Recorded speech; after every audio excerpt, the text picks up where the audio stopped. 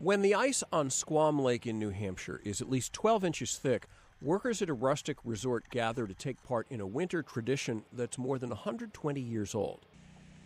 They harvest ice so that in the summer, guests of Rockywold-Deephaven Camps can cool their water, soda, and beer bottles not in refrigerators, but in antique iceboxes.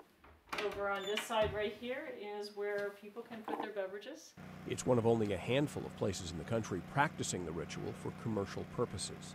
The camp's been around since 1897, and many of the families have been coming for generations. And people here who come here don't like to see much change. They like it to be a simple, quiet place, kind of like going back in time. Ice harvesting from frozen lakes was a big business in the 19th century, but 20th century refrigeration techniques mostly killed it off. Home refrigerators and freezers started replacing ice boxes in the years after World War I. But at this resort, staffers and volunteers can harvest 200 tons of ice over several days in a typical winter. They load it into storage facilities until guests arrive for the summer season. They set up everything yesterday, the ramp. Today we cut out the chute, and the big saw you see there cuts out 16 by 19 inch blocks.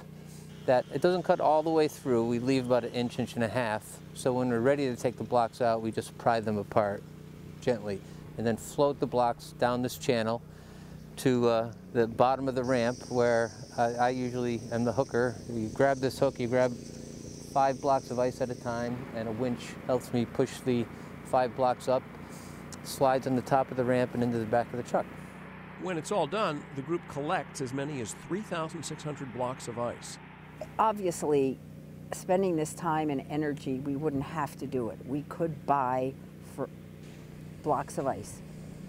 But there's something about the pride, I think, that this place has in still being the place that still maintains that culture, that tradition. It's tradition.